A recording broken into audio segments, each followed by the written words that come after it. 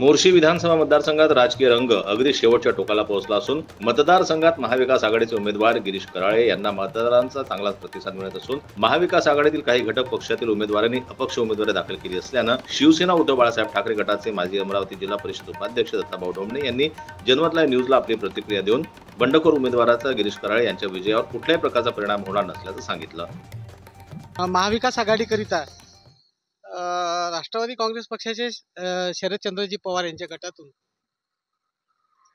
तुतारी या चिन्हावर उमेदवारी मोर्शी मतदारसंघात मिळाली आहे। परंतु मतदारसंघातील काही उमेदवारांनी म्हणजेच महाविकास आघाडीच्या घटक पक्षातील काही उमेदवारांनी बंडखोरी करून आपली उमेदवारी दाखल केली आहे। त्यामध्ये शिवसेनेचे काही असेल किंवा काँग्रेसचे असतील किंवा आणखी कुणीतरी असतील, तर या बाबतीत काय बोलाल?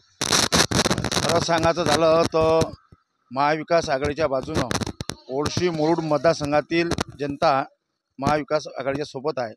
कारण की 2-3 वर्षापूर्वीचं जे राजकारण महाराष्ट्रामध्ये जे घडलं, त्यांचं जे गद्दारांनी गद्दारी केली आणि उद्धव साहेबांचं सरकार ज्यांनी पाळलं आणि शरद पवारांना सुद्धा ज्यांनी त्रास दिला, त्या गद्दारांचा रोष मोर्शी आणि मुरुड मतदारसंघामध्ये महाविकास आघाडीच्या बाजूनं सर्वात जास्त आहे। कारण की जनता गिरीश भाऊंना विश्वास भाऊ टाकत आहे आणि गिरीश भाऊंना जास्तीत जास्त प्रतिसाद मिळत आहे। कारण की लोकांना हे जे फोडाफोडीचं जे राजकारण झालं हे जनतेला अजिबातही भावलं नाही आहे। विकास आघाडीसोबत असणाऱ्या घटक पक्षातील पंजा, शिवसेना, मशाल, त्यानंतर तुतारी, दादा तर राष्ट्रवादीचे आहेच म्हणा, काही विषय नाही, सर्वजण आपण या ठिकाणी आहे। तर आपण या निवडणुकीला कसे पाहता? या उमेदवाराकडे किंवा ही जी निवडणूक होत आहे या निवडणुकीकडे कशा तऱ्हेने पाहता? सबसे पहले तो मैं जनता से ये आह्वान करूंगा कि यहाँ पर महाविकास आघाड़ी के अंदर 3 पक्ष है। एक है कांग्रेस, एक है राष्ट्रवादी शरदचंद्र जी पवार और एक है उबाटा उद्धव बाळासाहेब ठाकरे।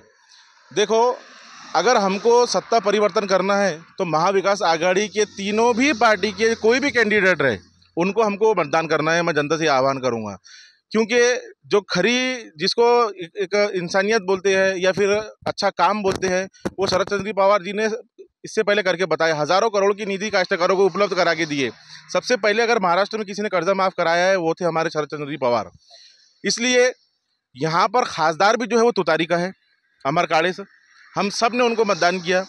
अब आमदार के लिए गिरीश कराड़े बहू है, हम खुले दिल से उनका साथ दे रहे हैं, इसलिए कि अगर हम यहाँ पर उनको वोट देंगे तब जाके सत्ता पलटेगी। महाराष्ट्र के अंदर जो बीजेपी की सरकार है, जो भ्रष्ट सरकार है, जो जातिवाद निर्माण करने वाली सरकार है, जो हिंदू मुसलमान के अंदर फूट डालने वाली सरकार है, हमको सरकार को बदलना है।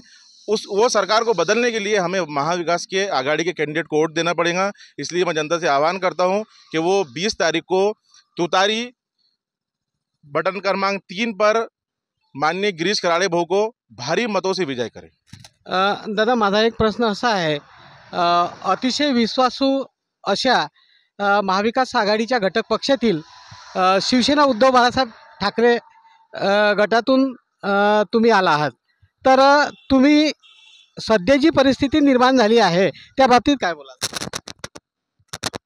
जिल्हा परिषदचं उपाध्यक्ष, शिवसेनेचा उद्धव साहेब गटाचं शिवसेनेचं उपाध्यक्षसुद्धा मी नेतृत्वसुद्धा 2.5 वर्ष केलेलं आहे अमरावती जिल्ह्यामध्ये।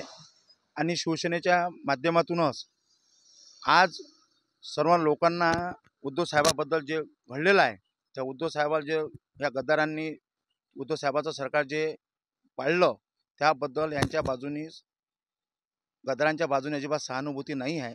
कारण की बरेचसे आता लोकसभेचा सुद्धा निकाल आपण पाहिलेला आहे।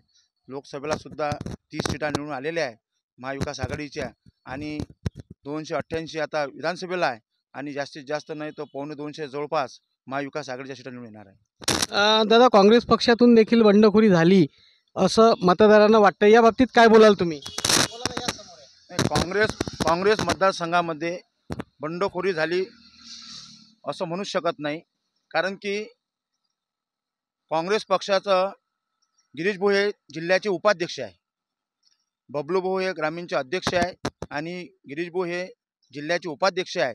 त्याच्यामुळं गिरीश भाऊ सुद्धा हे काँग्रेस पक्षाचं काम करत होते आणि त्यांनी पक्ष हा आपला मतदारसंघ पवारसाहेबाला गेला असल्यामुळं त्यांनी हे तुतारी चिन्ह घेतलेलं आहे. आणि आम्ही असं पाहतो की एकेकाळी काँग्रेसशी संलग्नित असलेले विक्रम ठाकरे यांनी सुद्धा उमेदवारी आपली मतदारसंघात टाकलेली आहे. तर या बाजूने आपण काय सांगा? आणि जनता त्या गोष्टीला मानायला तयार नाही.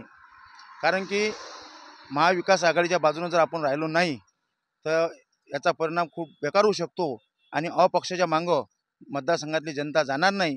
कारण की सर्व वोटर शुद्ध आहे आणि सर्वांना समजत आहे की महाविकास आघाडीची तिकीट गिरीश भाऊला गेलेली आहे, म्हणून लोक गिरीश भाऊच्या बाजूनच राहणार आहे. विक्रमच्या बाजूने लोक राहणार नाही, कारण की तिकीट हे गिरीश भाऊला गेलेले आहे. धन्यवाद दादा. जनमत लाईव्ह न्यूज करता जिल्हा प्रतिनिधी सोमेश्वर शहाणे यांची रिपोर्ट.